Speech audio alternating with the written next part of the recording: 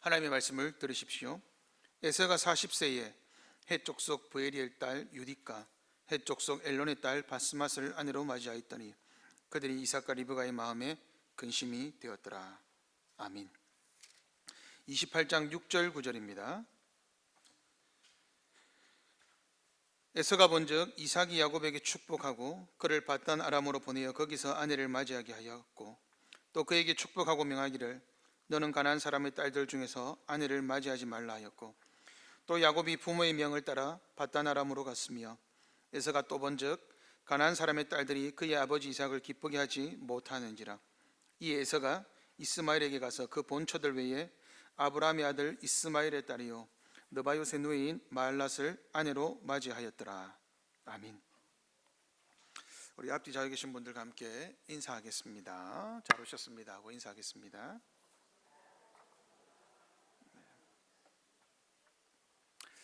오늘은 들사람이라는 제목입니다. 들사람, 들에 있는 사람. 신자로서 인생을 산다는 것은 쉽지 않죠. 왜 그리도 하지 말라는 말이 많은지, 그래서 그런지 요즘엔 뭔가 많이 요구하는 교회는 부담스럽습니다. 그냥 적당히 사람들 사이에 묻혀서 신앙생활 하는 게 편하죠.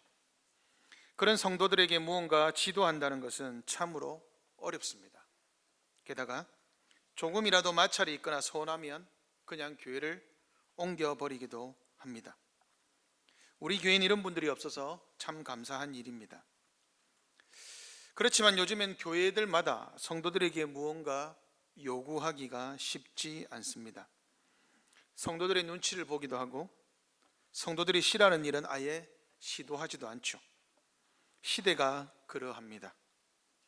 정답이 없는 시대입니다. 그냥 자기가 원하는 게 답이죠. 누군가 불편하면 안 보면 그만이고, 심지어는 가족 간에도 엮이는 것을 불편하게 생각하기도 합니다. 과연 그냥 자신에게만 인생을 맡겨두면 행복할까요? 그것이 과연 정답일까요? 오늘 본문이 이에 대한 답을 합니다. 이삭 집안의 사건을 통해 오늘 본문은 교회에, 가정에 무엇이 중요한지를 말합니다. 특별히 오늘은 에서의 결혼에 대해 살펴보려 합니다. 우리 교회도 결혼 청년기인 청년들이 있고, 결혼을 하고 싶은 청년들도 있고, 아직 조금 어린 청년들도 있고, 그 청년들을 바라보고 있는 중고등부 학생들도 있습니다. 무엇보다 그런 청년들을 보며 마음을 졸이고 있는 부모님들이 계시죠. 그래서 오늘 설교는 굉장히 부담스럽습니다. 과연 결혼에 대해 우리는 어떤 생각과 마음으로 살아야 하는지를 한번 살펴보겠습니다. 첫 번째는 에서의 결혼입니다. 이삭은 아브라함의 아들입니다.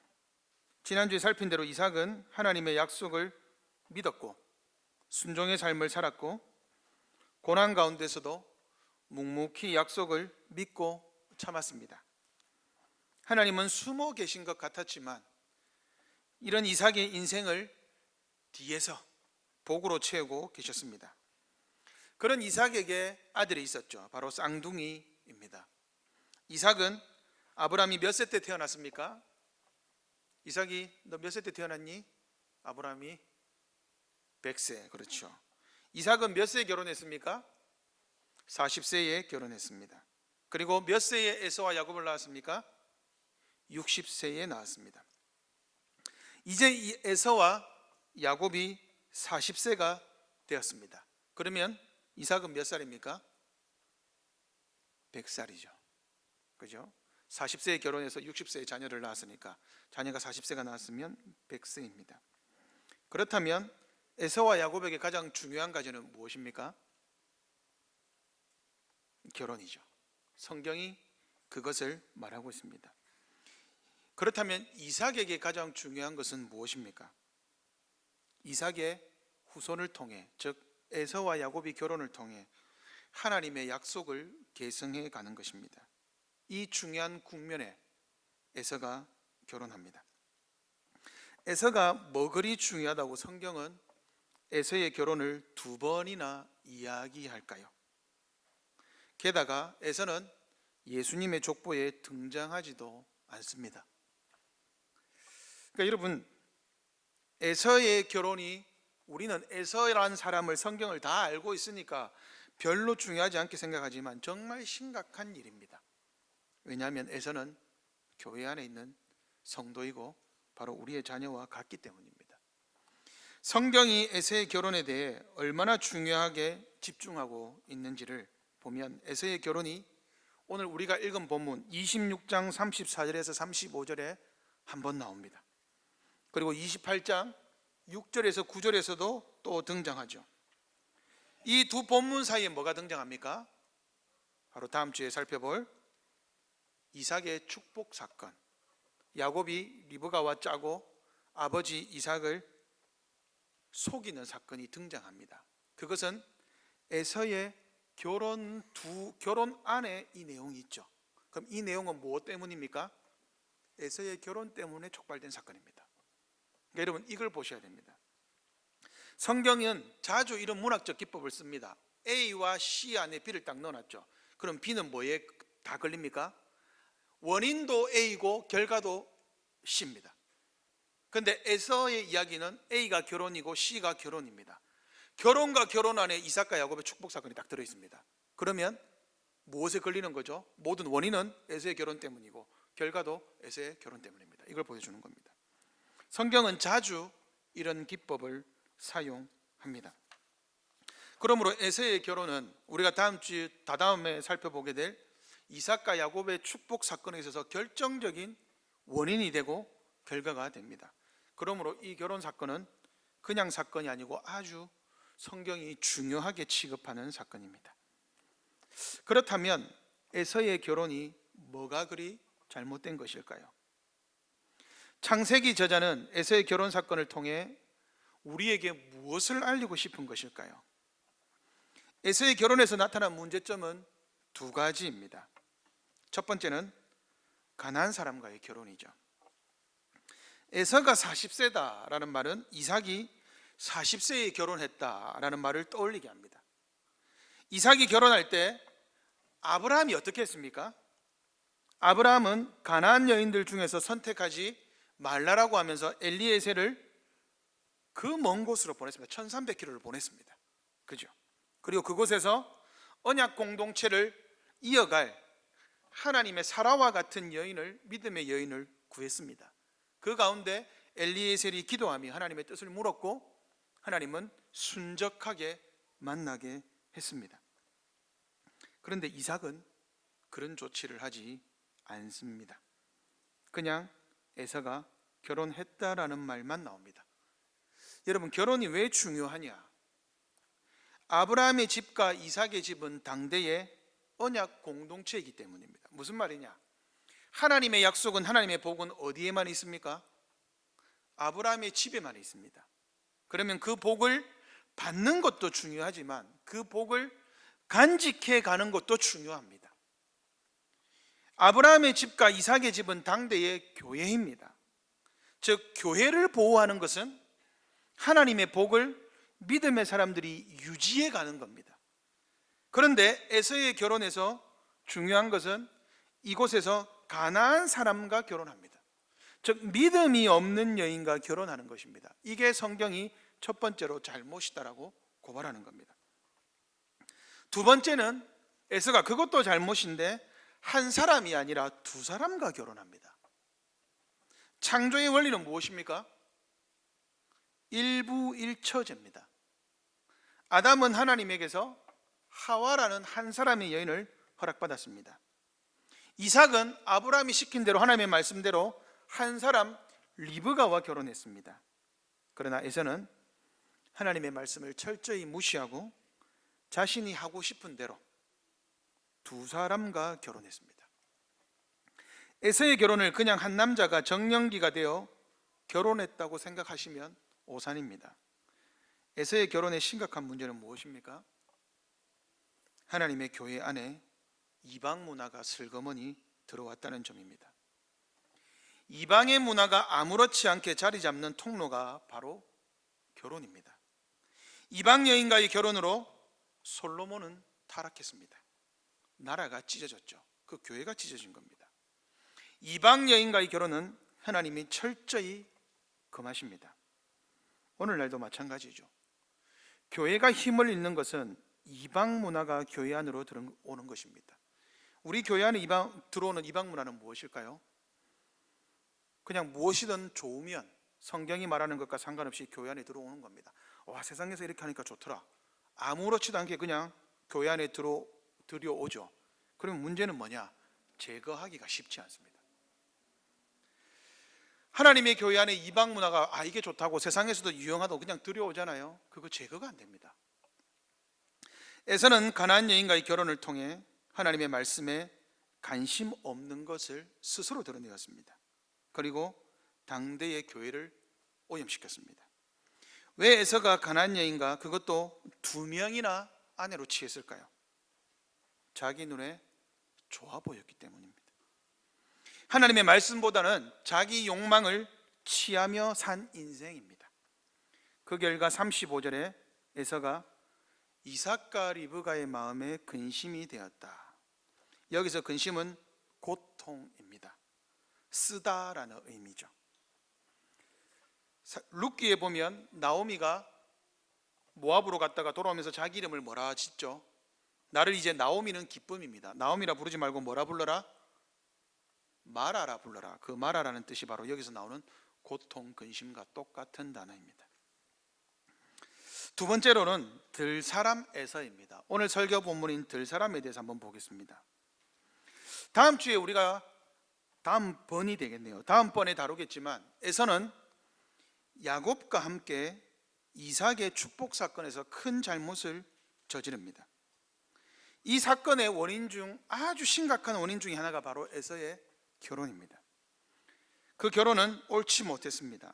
에서도 자신의 가나안 여인과의 결혼이 부모님께 밉보였다는 것을 알았기 때문에 나중에 28장에서 이스마엘의 딸을 아내로 맞이하죠. 그런데 성경은 에서를 뭐라고 표현합니까? 이게 중요합니다. 성경은 에서를 뭐라고 표현하죠? 창세기 25장 27절입니다. 같이 한번 읽어보겠습니다.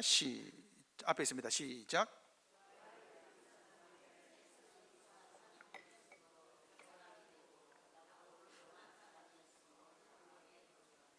아멘. 뭐라고 표현합니까? 에서를 들사람이다. 여러분, 이거 굉장히 흥미로운 표현인 거 아시겠습니까? 들사람. 성경은 사람을 자주 짐승으로 묘사합니다. 그죠? 여러분, 기분이 나쁘십니까? 우리가 짐승이라는 말에 우리는 그거 노래하잖아요. 여호와는 나의 목자시니 내게 부족함이 없다. 우리는 뭐라고 표현합니까? 양이라고 표현하죠. 성경은 이스라엘을, 교회를 그의 양이라고 표현합니다. 그죠? 우리는 양과 같죠. 양의 특징은 무엇입니까? 목자에 의해 길들여져서 인도받는 가축입니다. 집안애들이죠. 가축입니다. 그것을 양으로 표현한 거죠. 반면 이방인들은 뭐라 표현할까요? 이방인들은 시편 80편 8절에서 13절입니다. 같이 한번 읽어보겠습니다. 시편 80편 8절에서 13절 시작.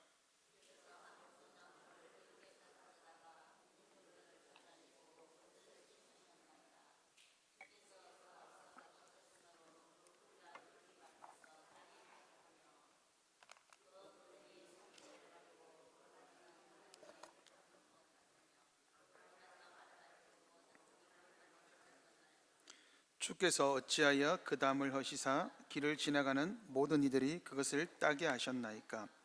숲속에 멧돼지들이 상해하며 들짐승들이 먹나이다. 아멘. 숲속, 포도숲 속, 이스라엘을 상징하죠. 그런데 그 포도숲 속을 누가 망칩니까? 숲속에 멧돼지, 우리 애들이 저를 멧돼지라 부르는데 멧돼지들이 망치고 있죠. 멧돼지와 똑같은 짐승이 뭡니까? 들짐승. 성경은 이방인들을 짐승으로 표현합니다. 악인들을 멧돼지, 그리고 들짐승이다 이렇게 표현합니다. 예레미야 12장은 이스라엘을 공격하는 이방인들을 뭐라고 표현하느냐? 들짐승, 이리, 승냥 이렇게 표현합니다. 성경 곳곳에서 하나님의 백성을 대적하는 자들을 들짐승으로 표현합니다. 레위기에 보시면 여러분 음식이 나오죠. 먹을 수 있는 짐승과 부정한 짐승을 나눕니다. 먹을 수 있는 짐승과 부정한 짐승의 차이는 뭐죠? 길들여지느냐 길들여지지 않느냐입니다. 베드로가 사도행전 10장에 보시면 환상을 보죠. 그 환상에 뭐가 내려옵니까? 보자기에 들짐승입니다. 그 부정한 짐승이 들짐승입니다. 이방인을 상징합니다. 그리고 사도행전 11장에 고넬료가 나오죠. 백부장 고넬료가 이방인, 부정한 짐승입니다. 그런데 들짐승인데 가축으로 편입되는 것을 상징하는 환상을 보여주죠. 그 결과 예루살렘 교회가 이제 이방인들을 받아들이기 시작하는, 들짐승을 집 안으로 들여오는 놀라운 일입니다. 그 사건을 보여주는 것이죠. 이방인은 들짐승이고 이스라엘은 가축, 양입니다. 양의 특징은 무엇입니까?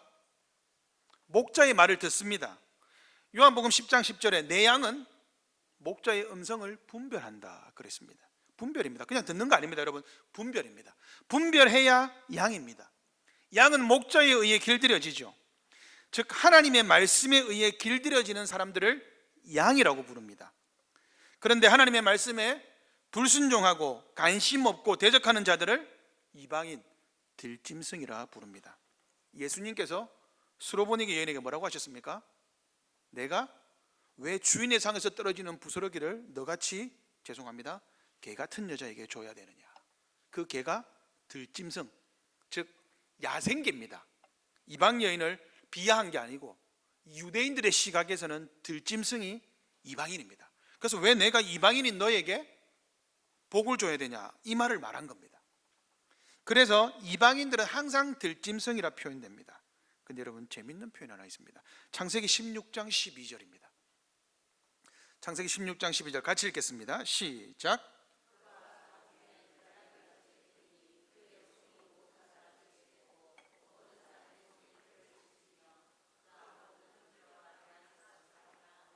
아멘.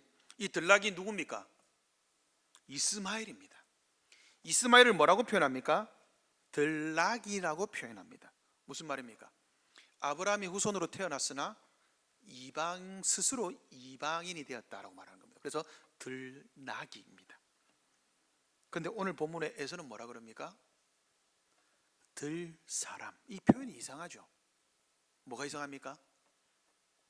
안 맞아요. 들짐승이 되거나 사람이 되어야 됩니다.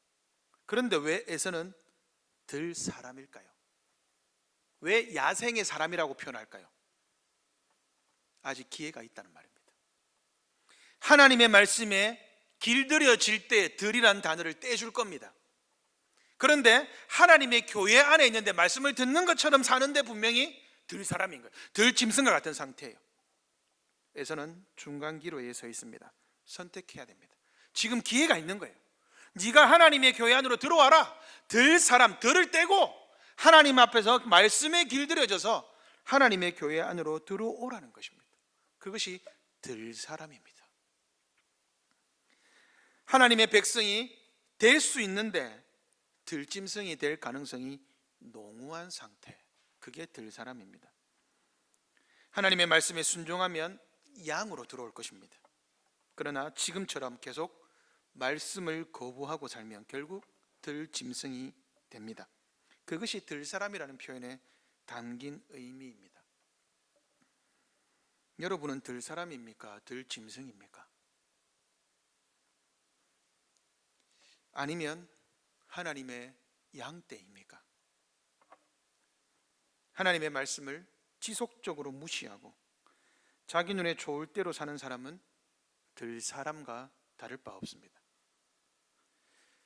세 번째로 에세의 삶이 주는 교훈입니다. 에세의 결혼 사건을 2번이나 기록함으로써 하나님은 우리에게 무엇을 말씀하시는 걸까요? 먼저 성도의 결혼에 대해 먼저 적용하겠습니다. 성도의 결혼은 남들처럼 그저 나이가 찼다고 결혼하는 것이 아니죠. 성도의 결혼의 중요한 의미는 하나님 나라의 확장입니다. 성도의 결혼은 구속 역사의 성취입니다. 이를 위해 우리는 결혼합니다. 그러므로 성도는 자신의 행복 추구만을 위해서가 아니라 하나님의 영광을 위해 결혼해야 합니다. 하지만 에서는 하나님의 영광에, 하나님의 나라에 관심이 없습니다. 관심이 있었다 하더라도 자기의 욕망과 욕심이 하나님을 이겼습니다. 교회 안에 있고 들사람으로서 기회가 있었지만 복음을 따르기보다 자신의 욕망대로 살았습니다. 결혼은 거룩한 백성을 보존하기 위함입니다. 그리고 탐욕을 억제하기 위해 하나님이 교회에 주신 제도입니다. 그럼에도 에서가 자기 마음대로 결혼한 것은 그가 지도를 따르지 않았습니다. 누구의 지도를요? 부모의 지도를. 이삭은 부모가 아닙니다. 직분자입니다. 교회의 직분자이면서 동시에 부모이죠. 그 지도를 에서가 거부했습니다. 아무리 시대가 변했다 해도 우리는 부모의 지도를 받아야 합니다. 자기 행복만을 위해서 결혼해서는 안 되죠. 세상은 자녀의 결혼에 관여할 수 없습니다. 그러나 교회는 그러면 안 됩니다. 교회는 그렇지 않습니다. 당연히 지도해야 합니다. 더구나 당시 이삭의 지도는 교회의 직분자로서의 지도이기 때문에 반드시 받아야 했습니다. 여러분은 자신의 삶을 하나님의 영광을 위해 드리고 있습니까? 그렇다면 말씀과 교회의 지도를 받아야 합니다. 내가 하나님 중심으로 산다. 그 증거가 뭐냐? 말씀 중심, 교회 중심입니다. 여기서 우리 부모님들의 마음의 짐을 좀 들어드리고 싶습니다. 교회법상 자녀가 세례를 받고 입교한 신자라면 그 이후의 선택은 전적으로 당사자의 책임입니다. 게다가 우리 교회는 대부분의 부모님들이 신앙 1세대입니다. 남편과 아내가 다 신앙생활을 처음부터 같이 시작해서 부모로부터 어릴 때부터 복음 가운데 잘 자란 분들이 아닙니다. 그러므로 부모님들, 여러분들을 너무 정죄하지 마십시오. 그 마음 좋지 않습니다. 제가 오늘 말씀드리는 것은 하나님의 모범의 정답입니다.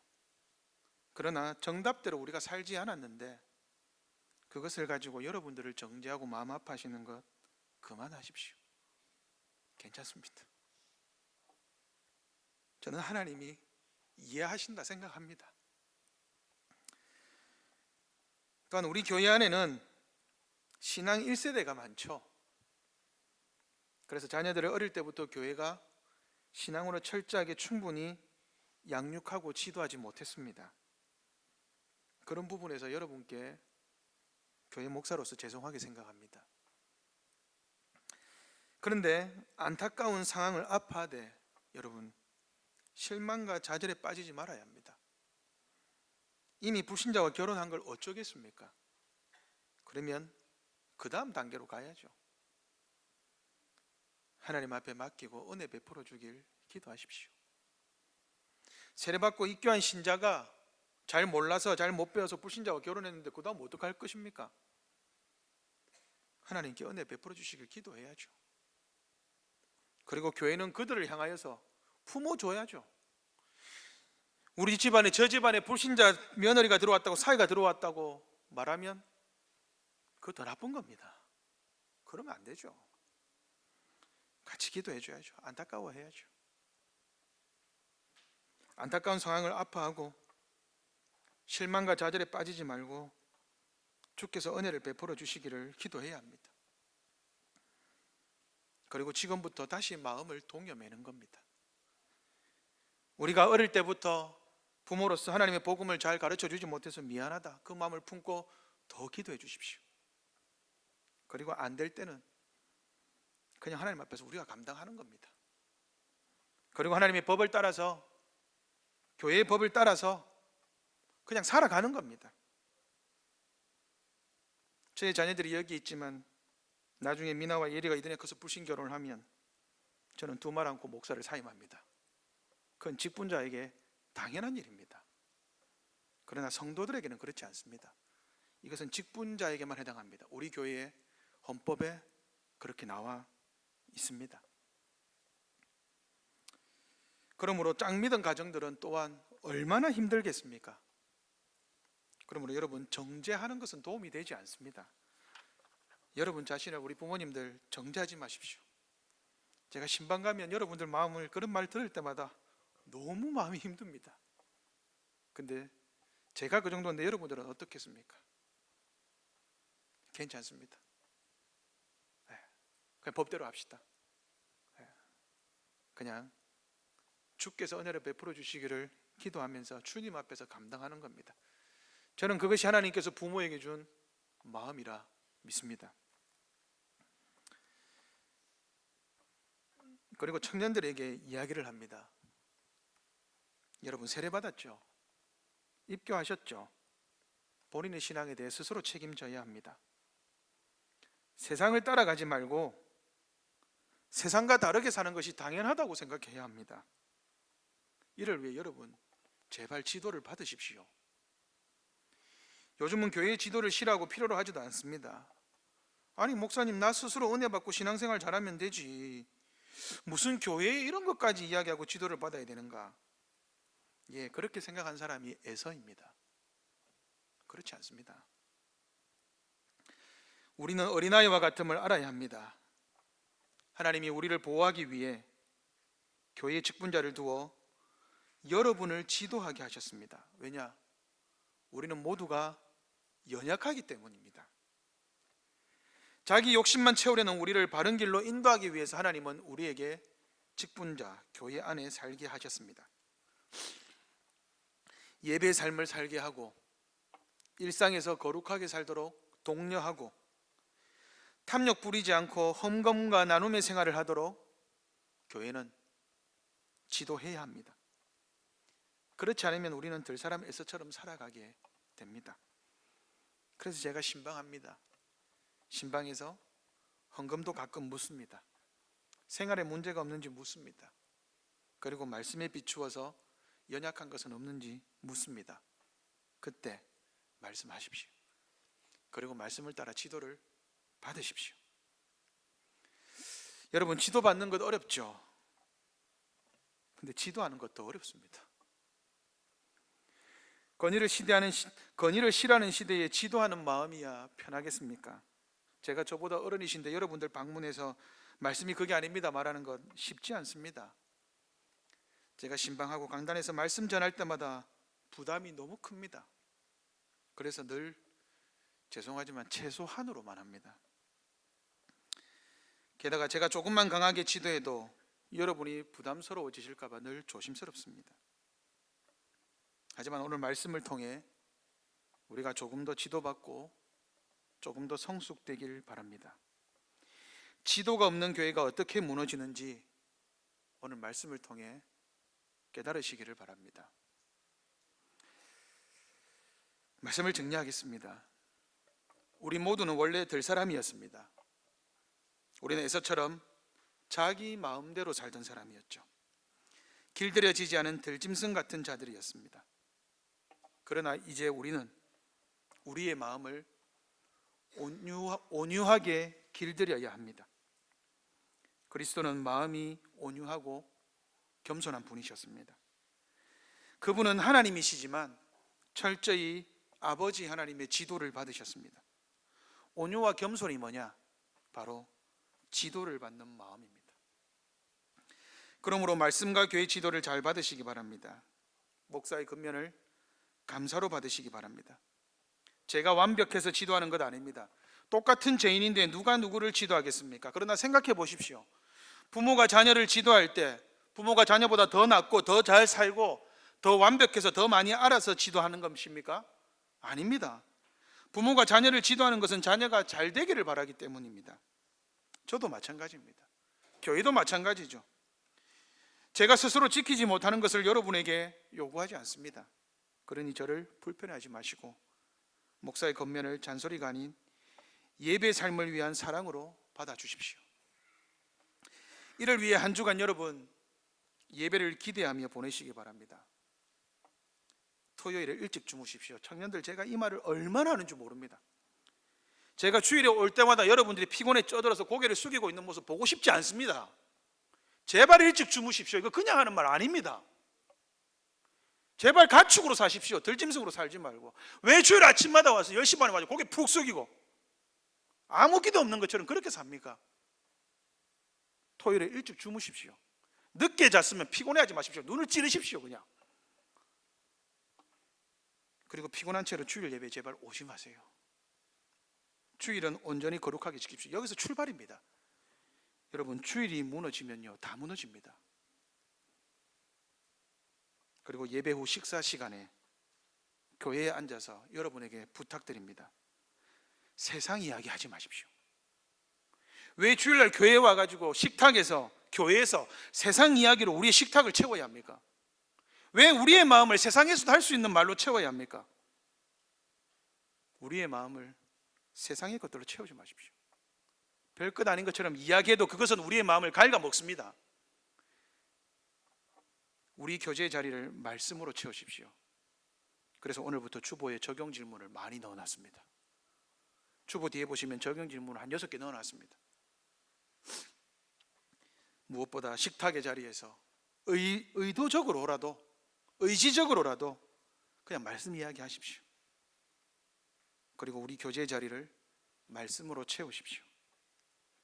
들사람 같은 우리가 하나님의 양떼로 길들여지길 바랍니다. 우리가 하나님의 양떼로 아름다운 삶을 살아가게 되길 바랍니다. 잘 길들여진 양떼가 되어서 주님의 마음을 시원케 하는 모든 큰사랑교회 성도님들 되시기를 바랍니다. 아멘. 기도하겠습니다.